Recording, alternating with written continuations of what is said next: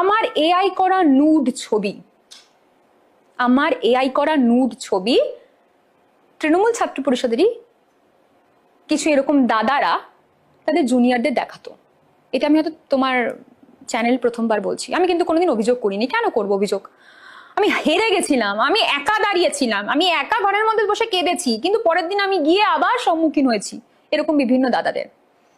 জুনিয়রদের ডেকে ডেকে দেখাতো, এরা দেখলি তোদের উঠতি নেত্রী, দেখলি দেখলি। জুনিয়ররা বলেছে, আমাকে কেউ বলেনি, কোনোদিন বলেনি, প্রান্তিককে বলেছে। প্রান্তিক পরবর্তী ক্ষেত্রে সেই কথা আমাকে বলেছে। খারাপ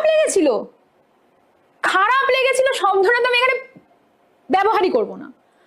আমি এত অপমানিত হয়েছিলাম, খারাপ লাগেনি, আমি অপমানিত হয়েছি যে আমার দলের সুপ্রিমো নারী, আমার দলের সুপ্রিমোকে যখন কোনো বিরোধী দলের নেতা নেত্রীরা এরকম কুরুচিকর মন্তব্য করে, কুরুচিকর ছবি দেখায়, তখন এই ছেলেরাই প্রতিবাদ করে।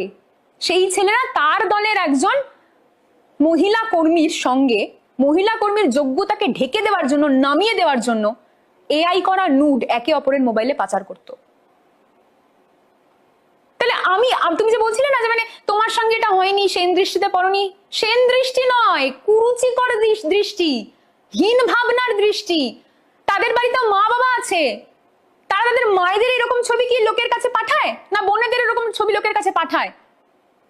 এইটাই হচ্ছে আসল সত্য।